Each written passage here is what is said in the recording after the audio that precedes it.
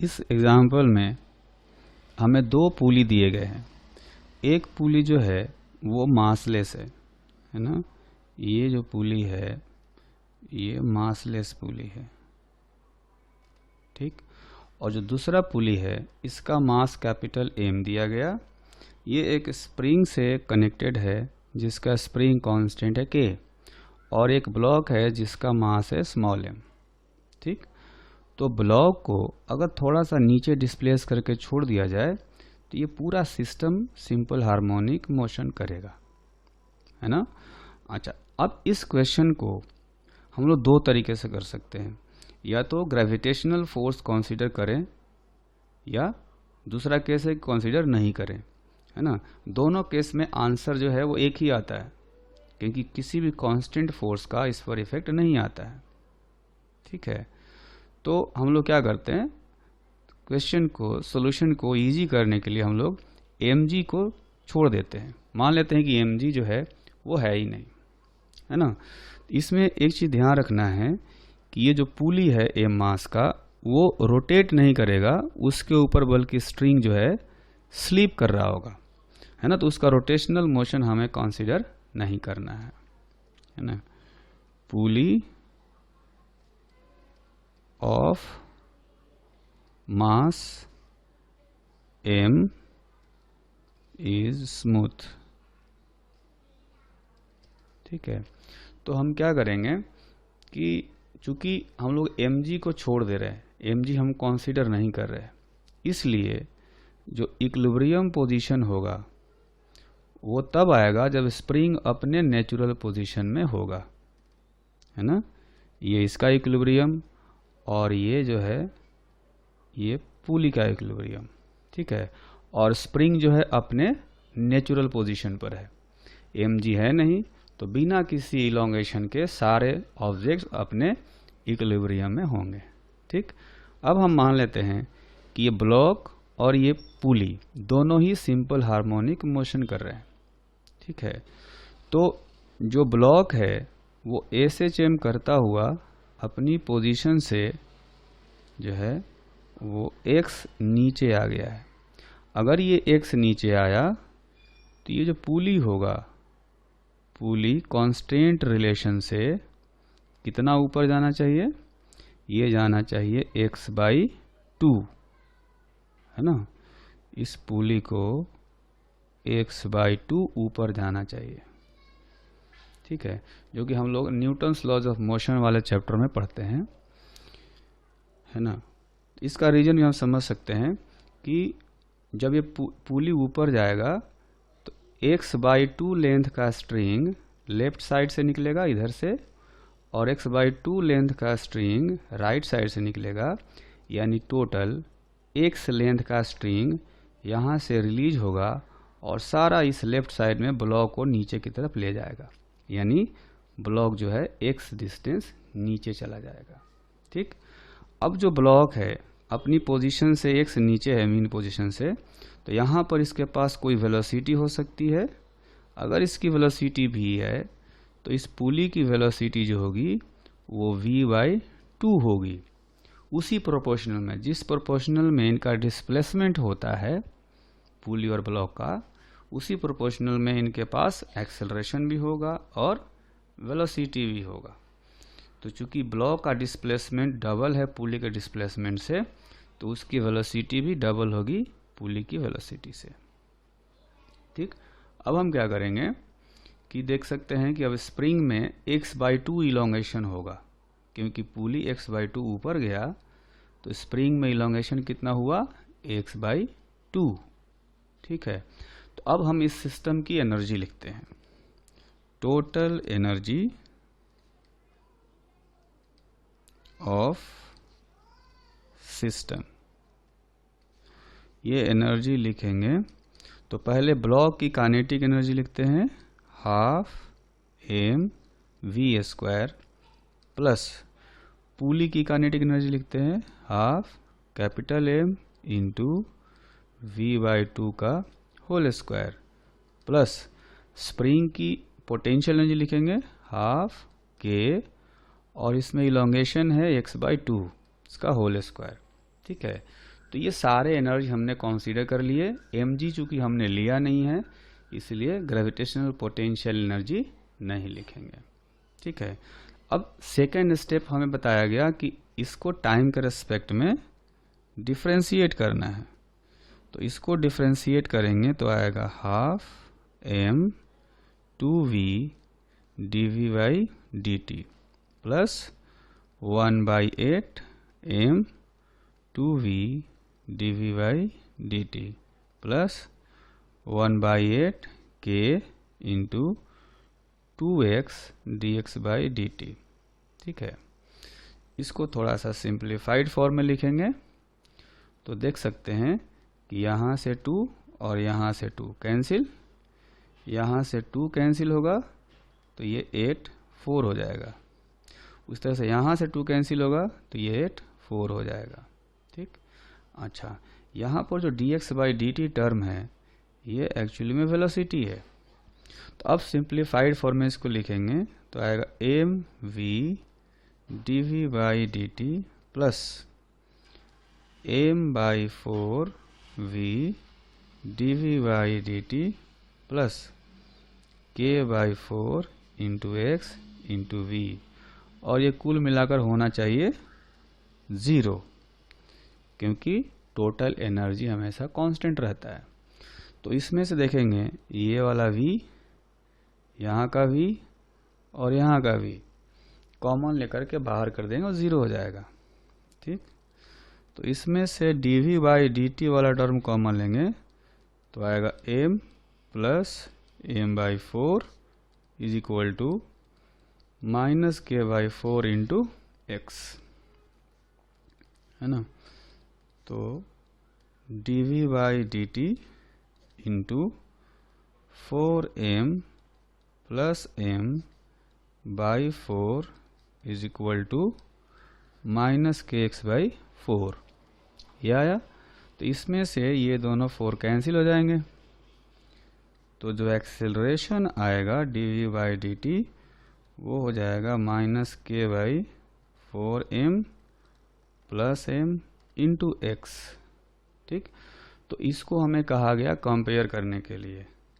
इसको कंपेयर करेंगे ब्लॉक का जो मास है ना, क्योंकि हमने x डिस्प्लेसमेंट किसका लिया, हमने ब्लॉक का डिस्प्लेसमेंट ले रखा है। तो हम लोग जो एक्सेलरेशन निकाल रहे हैं वो भी ब्लॉक का ही एक्सेलरेशन आएगा। ठीक है। तो इसमें लिखेंगे ब्लॉक के लिए ओमेगा स्क्वायर इंटू एक्स।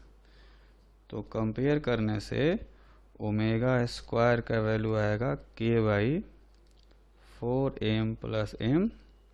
इसका मतलब ओमेगा का जो वैल्यू होगा k/4m प्लस m, ये हो गया। और टाइम पीरियड होता है 2 पाई ओमेगा, यानी 2 pi under root 4m plus m by k। तो ये हो गया सिस्टम का टाइम पीरियड। तो ये एक एग्जाम्पल है जिसमें एक सॉलिड सिलेंडर हमें दिया गया। ये एक सॉलिड सिलेंडर है ना। springs are attached with axle of solid cylinder, है ना। एक्सिल का मतलब हो गया कि इसका जो एक्सिस ऑफ सिमेट्री है ना, जो एक्सिस ऑफ सिमेट्री है इस सॉलिड सिलेंडर का, वहाँ से कोई एक्सिल पास कर रहा है, कोई रॉड पास कर रहा है, और उस रॉड के दोनों एंड से स्प्रिंग को, सपोज 2 स्प्रिंग अटैच किए गए हैं और उन दोनों का इक्विवेलेंट हमने दे रखा है यहाँ पर K। ठीक है।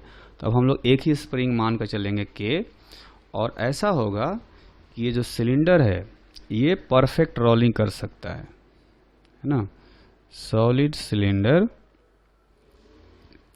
Solid cylinder can roll without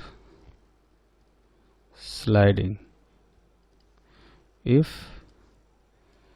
cylinder is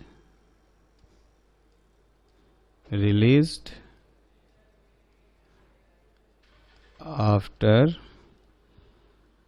small displacement from equilibrium position.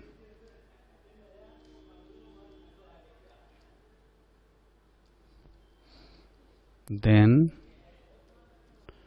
find its time period. ठीक है, इसमें हमें दो चीज़ और ध्यान देना है। इस सॉलिड सिलेंडर का रेडियस दिया गया है r और इसका मास दिया गया है m।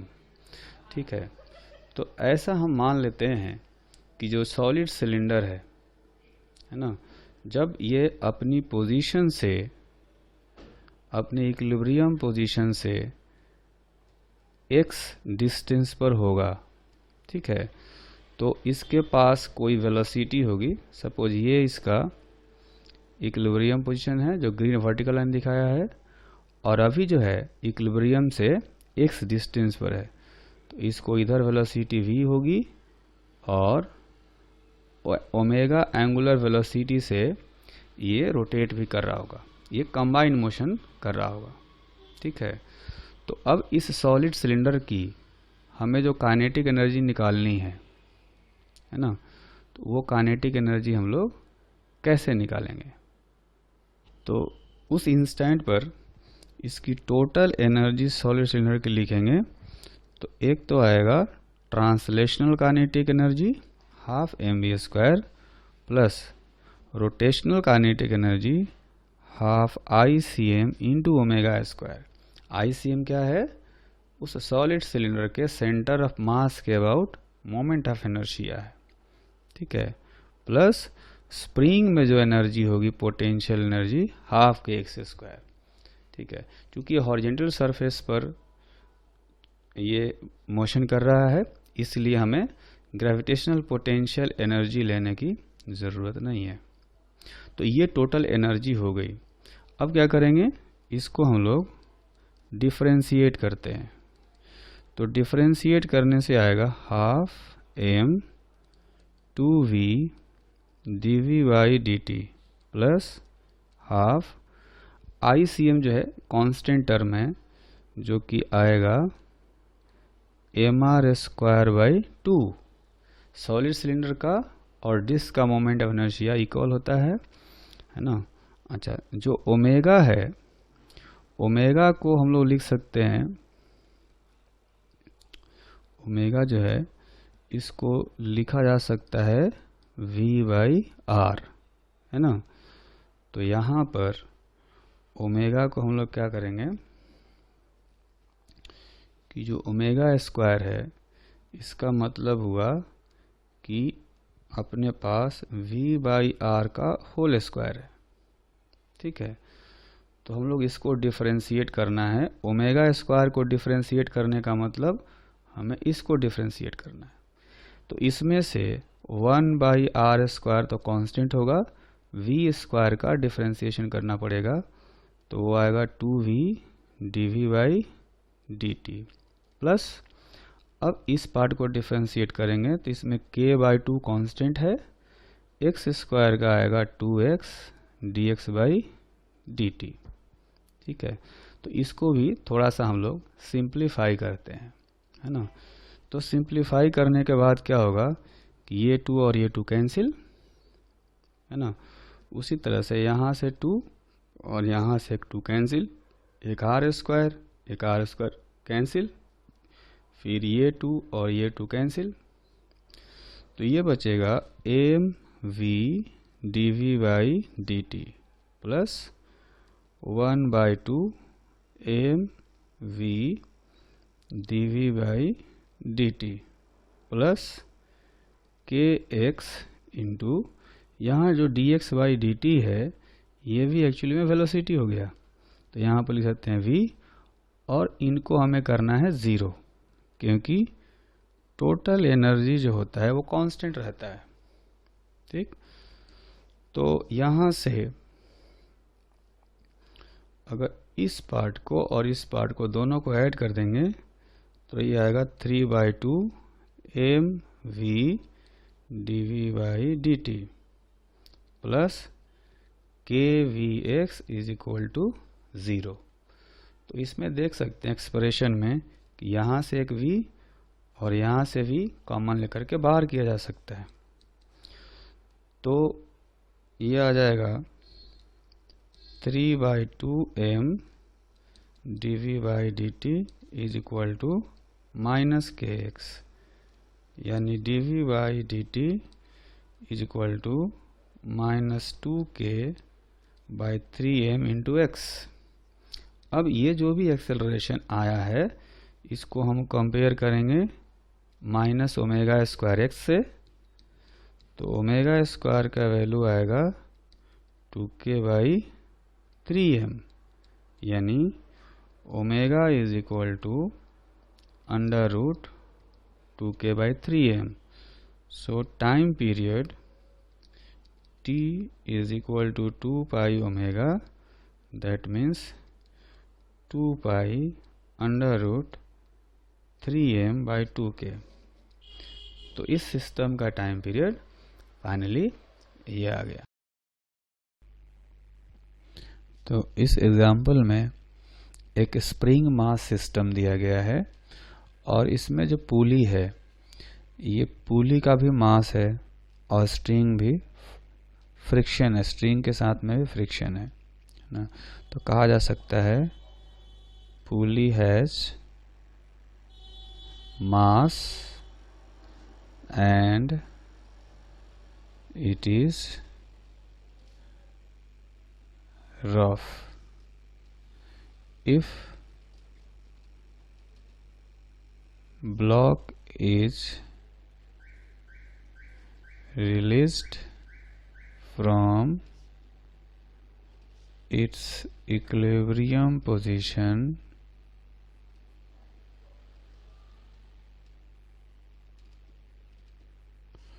then find its time period, है ना।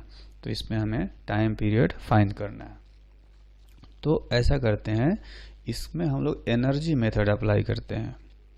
ठीक है, तो एनर्जी मेथड अप्लाई करेंगे तो इसमें mg जो है वो लेना ज़रूरी नहीं है, क्योंकि mg का इफेक्ट तो इस पर आता नहीं है ना। तो we are neglecting the gravitational force।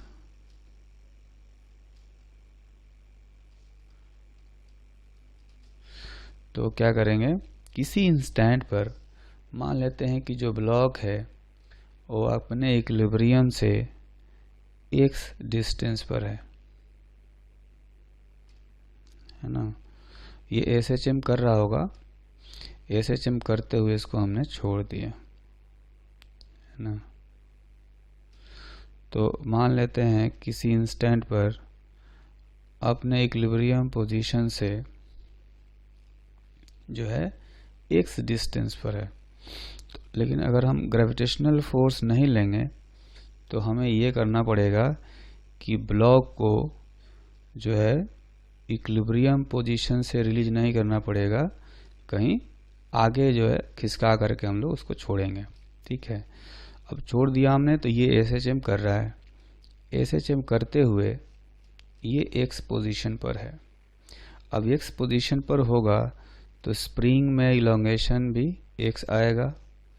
इसके पास, इस ब्लॉक के पास कोई वेलोसिटी होगी v, पुली जो है किसी एंगुलर वेलोसिटी ओमेगा से रोटेट कर रहा होगा, है ना। तो इनकी जो टोटल एनर्जी होगी, जो टोटल एनर्जी होगी सिस्टम की, उसको हम लोग लिखेंगे, ब्लॉक की एनर्जी लिखेंगे हाफ mv²। जो पुली है उसकी एनर्जी लिखेंगे हाफ I ω² प्लस स्प्रिंग की एनर्जी आएगी हाफ kx²। तो यहाँ से जो E होगा उसको फिर से half mv² plus half I को लिखा जा सकता है mr²/2 और ओमेगा को लिखा जा सकता है v/r, क्योंकि यह हम मान कर चल रहे हैं कि स्ट्रिंग और पुली के बीच में स्लिपिंग नहीं है। ठीक है, तो ये हो जाएगा और स्प्रिंग वाली एनर्जी तो हाफ kx² रहेगी। तो कुल मिलाकर के ये आ गया 1/2 mv² plus 1/4 capital mv² plus half kx²। ठीक है, ये एनर्जी है। अब इसको हम लोग डिफ्रेंशिएट करेंगे। dE/dt is equal to half m 2v dV/dt plus 1/4 m 2v dV/dt plus 1/2 k into 2x dx/dt। थोड़ा सा इसको सिंप्लीफाइड फॉर्म में लिखेंगे तो ये 2 और ये 2 कैंसिल, ये 2 कैंसिल, यहाँ 2 हो जाएगा, ये 2 कैंसिल। ठीक, अच्छा यहाँ से v कैंसिल कर सकते हैं, एक यहाँ भी v है और यहाँ dx/dt है, ये सब v है। अगर इनको ज़ीरो करेंगे तो कॉमन ले करके बाहर कर सकते हैं। तो इधर बचेगा m into dV/dt plus m/2 dV/dt plus kx is equal to 0। तो इसमें से अगर dV/dt कॉमन लेंगे तो यह आएगा m plus m/2 is equal to minus kx। तो dV/dt हो जाएगा -2kx by m plus 2m। फिर इसको हम लोग कंपेयर करेंगे -ω² से। तो ओमेगा का जो वैल्यू आएगा वो होगा 2k by m plus 2m। So time period will be equal to 2 pi under root m plus 2m by 2k, है ना। तो ये फाइनली टाइम पीरियड इसमें से आ जाएगा। तो हम लोग एक एग्जांपल करेंगे। इसमें हमें एक प्लैंक दिया गया है जो कि 2 रोटेटिंग ड्रम्स के ऊपर रखा गया है। A horizontal plank is resting on 2 rotating drums.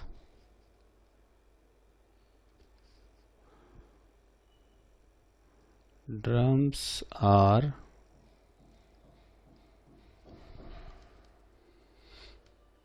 rotating in opposite directions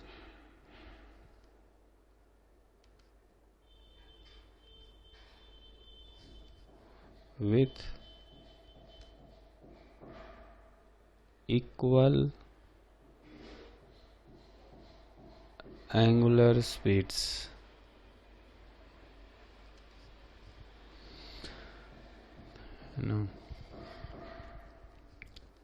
By some external mechanism.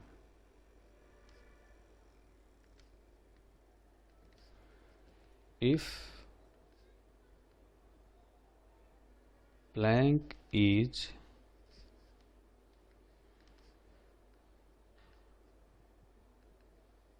slightly displaced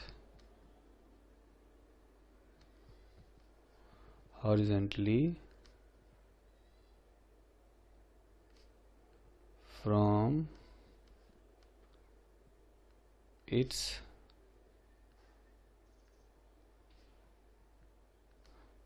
symmetrical position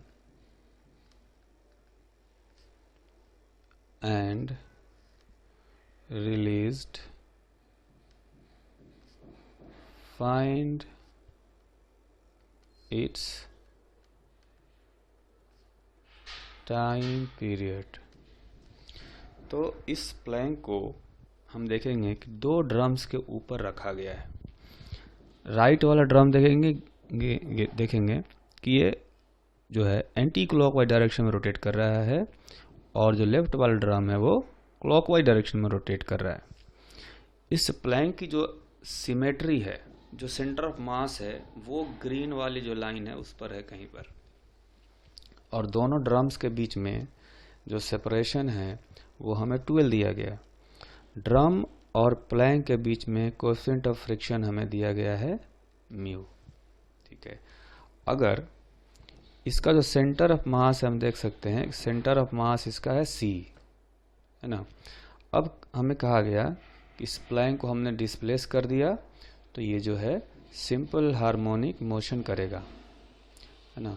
तो ऐसा करते हैं कि अगर इसका सेंटर ऑफ मास जो है, सेंटर ऑफ मास को हमने डिस्प्लेस कर दिया, है ना, ये डिस्प्लेस हो गया यहाँ से अपने इनिशियल ग्रीन लाइन वाली जो सिमेट्री थी वहाँ से एक राइट डायरेक्शन में हमने इसको शिफ्ट कर दिया। तो अब इसका जो फ्री बॉडी डायग्राम बनाएंगे उसमें हम देख सकते हैं कि जो सेंटर ऑफ मास है वो अब इस यहाँ से इस व्हील से L प्लस एक्स खिसक जाएगा, है ना। तो ये जो डिस्टेंस था पहले था L, अब centre of mass x distance आगे खिसक गया है ना। और ये वाला जो डिस्टेंस था ये भी था L। दोनों व्हील के बीच का, दोनों ड्रम के बीच का जो सेपरेशन है वो हमें 2L दिया गया था। ठीक, तो अब अगर फ्री बॉडी डायग्राम बनाएं तो एक नॉर्मल जो फोर्स आएगा वो नॉर्मल फोर्स राइट वाले व्हील पर अपवर्ड डायरेक्शन में मान लेते हैं N2 है। अब लेफ्ट वाले व्हील पर मान लेते हैं कि N1 है। ठीक है, और जो सेंटर ऑफ मास है C, यहाँ से इस प्लैंक का mg फोर्स एक्ट करेगा। ठीक है, तो इस प्लैंक का हम लोग इक्विलिब्रियम देखना चाहेंगे, है ना। इक्विलिब्रियम में देखने के लिए एक और फोर्स लगेगा इस पर, क्योंकि ये जो व्हील है, लेफ्ट वाला व्हील क्लॉकवाइज डायरेक्शन में रोटेट कर रहा है, तो इस पर फ्रिक्शन जो आएगा एंटी क्लॉकवाइज आएगा, है ना। एंटी क्लॉकवाइज आएगा ड्रम पर, यानी प्लैंक के ऊपर उसका जस्ट अपोजिट होना चाहिए, यानी कि राइटवर्ड डायरेक्शन में आएगा इधर फ्रिक्शन F1। उसी तरह से जो राइट वाला ड्रम है वो राइट वाला ड्रम कैसे रोटेट कर रहा है, एंटी क्लॉकवाइज डायरेक्शन में, ये ऐसे रोटेट कर रहा है। तो इस ड्रम पर जो फ्रिक्शन आएगा वो क्लॉकवाइज डायरेक्शन में आएगा, है ना, जबकि प्लैंक पर फ्रिक्शन वहाँ पर जो आएगा वो आ जाएगा इधर लेफ्टवर्ड डायरेक्शन में। इस फ्रिक्शन को हम कह देते हैं F2। ठीक है, तो अब जो है इसका वर्टिकल इक्विलिब्रियम देख सकते हैं by vertical equilibrium of plank N1 plus N2 is equal to mg। एक तो ये इक्वेशन आया, और by rotational equilibrium of plank. तो रोटेशनल इक्विलिब्रियम का मतलब हुआ कि जो प्लैंक है उस पर किसी भी पॉइंट के अबाउट जो टॉर्क है वो ज़ीरो होना चाहिए। तो ऐसा ही एक पॉइंट हम सिलेक्ट करते हैं इस प्लैंक के ऊपर, है ना। सपोज जो सेंटर ऑफ मास है प्लैंक का C, उसके जस्ट नीचे ये जो ग्रीन कलर का मैंने पॉइंट दिखाया है ना, इस पॉइंट को हम लोग मान लेते हैं एक्सिस। इस पॉइंट के अबाउट जो टॉर्क है वो ज़ीरो होना चाहिए। उस पॉइंट को थोड़ी देर के लिए हम लोग मान लेते हैं ये जो है पॉइंट O है ना, ये है पॉइंट O। तो हम लोग पॉइंट O के अबाउट टॉर्क निकालेंगे और वो टॉर्क होना चाहिए ज़ीरो। ठीक है, तो उस पॉइंट के अबाउट देखेंगे mg का टॉर्क ज़ीरो हो जाएगा, और दोनों फ्रिक्शन फोर्स का टॉर्क भी ज़ीरो हो जाएगा, क्योंकि उनका लाइन ऑफ एक्शन वहीं से पास कर रहा होगा। तो टॉर्क किसका आएगा? दोनों नॉर्मल का, है ना। तो जो नॉर्मल n1 है उसका टॉर्क आएगा n1 into L plus x. n1 का जो लाइन ऑफ एक्शन है वो हम देख सकते हैं कि यहाँ से, है ना, जो O एक्सिस है उसके और n1 का लाइन ऑफ एक्शन के बीच का डिस्टेंस हो जाएगा l प्लस एक्स। ये हो गया l, और ये वाला डिस्टेंस जो है इधर x, है ना। तो टोटल हो गया l प्लस एक्स। तो ये जो टॉर्क आएगा ये क्लॉकवाइज डायरेक्शन में आएगा, है ना। माइनस नॉर्मल n2 का टॉर्क निकालेंगे तो ये आएगा n2 into L minus x. अब ये l माइनस एक्स कैसे आया वो हम देख सकते हैं कि फिगर में ये डिस्टेंस दिखाया गया है l, है ना, और ये डिस्टेंस दिखाया गया है x। तो हमें तो ये डिस्टेंस पता करना है इनके बीच का, ये डिस्टेंस। तो ये हो जाएगा l माइनस एक्स, क्योंकि नॉर्मल का लाइन ऑफ एक्शन और जो एक्सिस O है उनके बीच का डिस्टेंस तो यही हुआ, जो कि l माइनस एक्स के इक्वल हो जाएगा। ये l माइनस एक्स हो जाएगा। तो इसलिए n2 into L minus x आएगा, और ये टॉर्क आएगा एंटी क्लॉकवाइज डायरेक्शन में, इसलिए हमने माइनस लिया। कुल मिलाकर ये सारा टॉर्क होना चाहिए ज़ीरो, क्योंकि प्लैंक जो है रोटेशनल इक्विलिब्रियम में है। तो इसको सोल्व करने से अपने पास जो n1 है उसका जो वैल्यू है उसको हम लोग ऐसे लिख सकते हैं कि n1 इंटू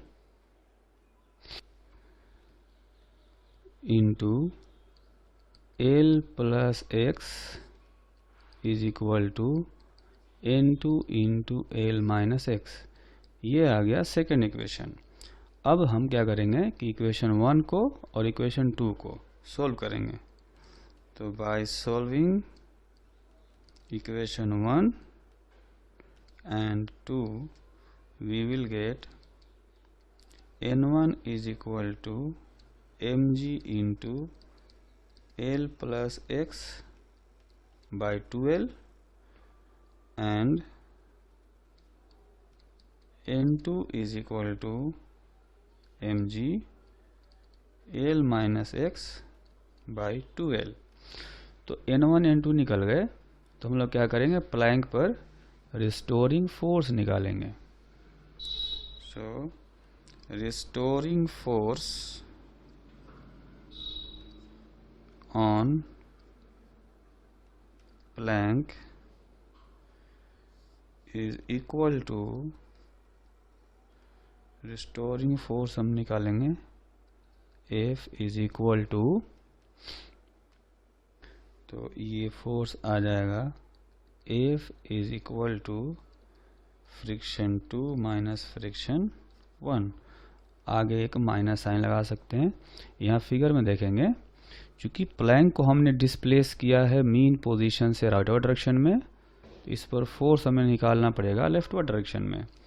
तो लेफ्टवर्ड डायरेक्शन में सिर्फ दो ही फोर्स है, एक है फ्रिक्शन F2 और दूसरा है फ्रिक्शन F1, तो रिजल्टेंट जो आएगा F2 माइनस F1 आएगा, है ना।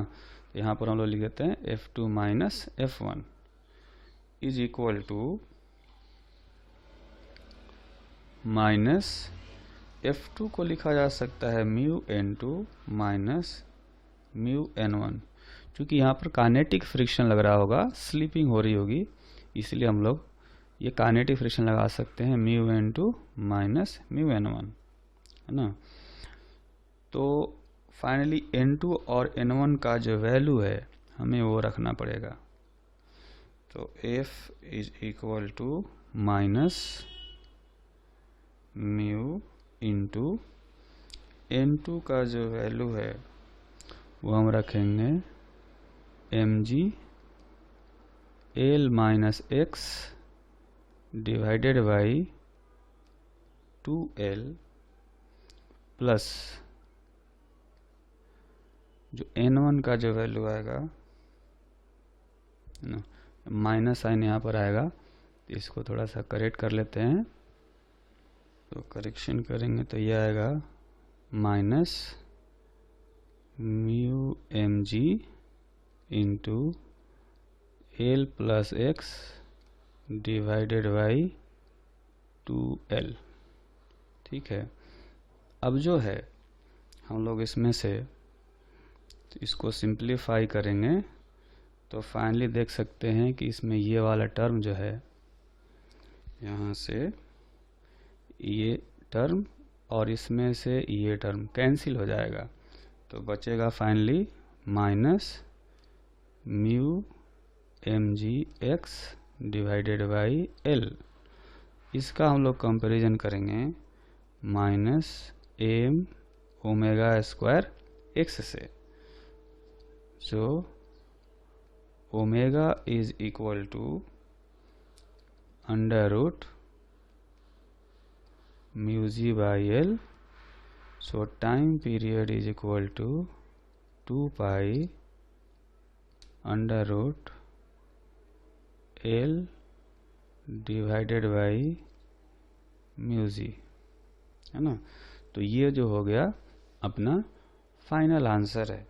तो जो प्लैंक है वो इस टाइम पीरियड के साथ में जो है SHM करेगा, linear SHM। Suppose a tunnel is dug along a diameter of earth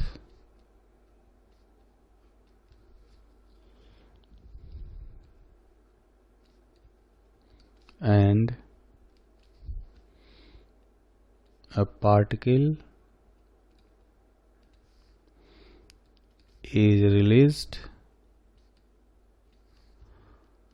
from surface of earth.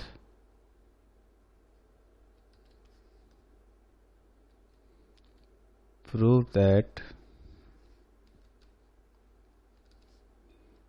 motion of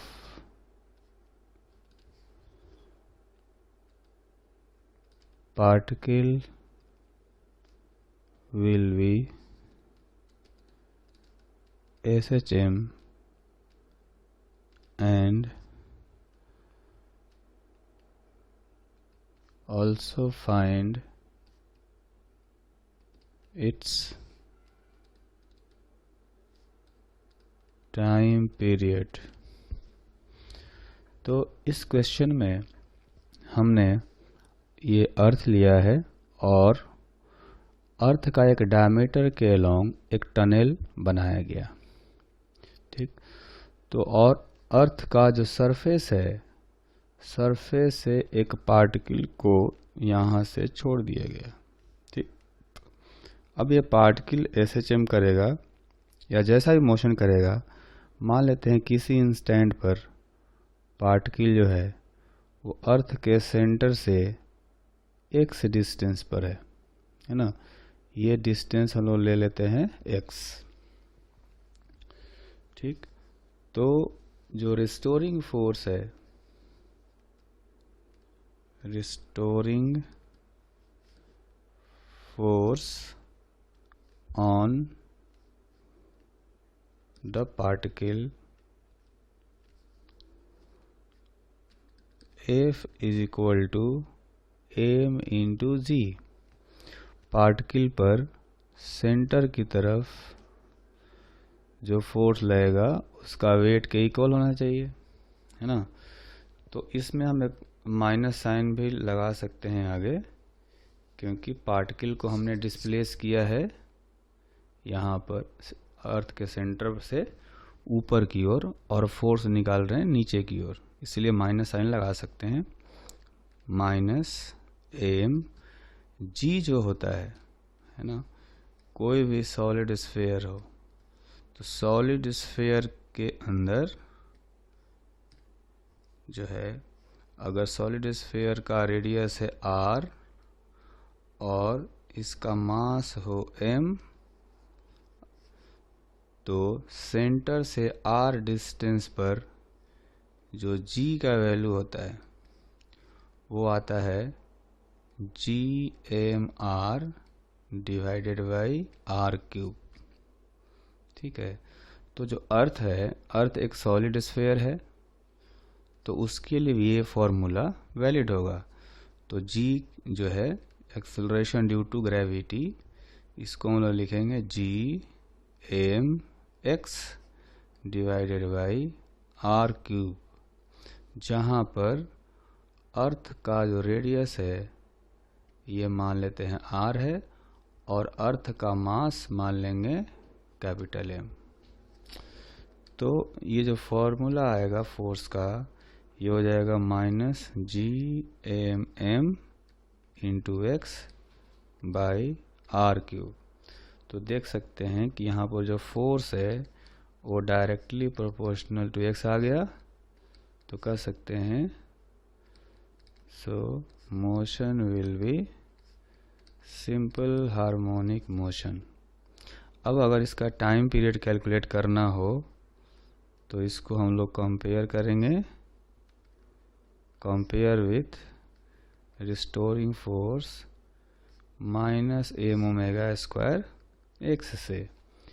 तो यहाँ पर जो एम ओमेगा स्क्वायर आएगा वो हो जाएगा gmm बाई r क्यूब। इसमें से पार्टिकल का जो मास है m कैंसिल हो जाएगा, तो ओमेगा का वैल्यू आ गया under root gm by r cube. So time period हो जाएगा 2 pi under root r cube by gm, है ना। तो ये इसका टाइम पीरियड हो जाएगा।